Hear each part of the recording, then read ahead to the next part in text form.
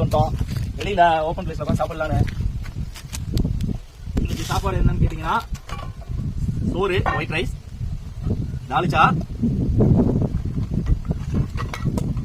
வெத்திலி கருவாடு வறுவல், அப்புறம் தயிர், முட்டை பொரியல்.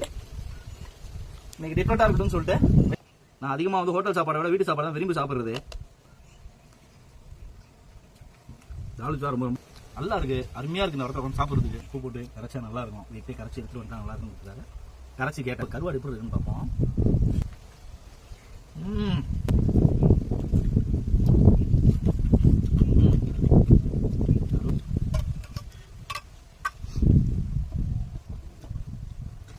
ஒரு வழியா சாப்பிட்டு முடிச்சிட்டோம்.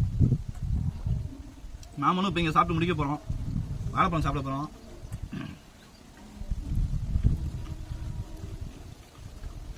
நன்றி.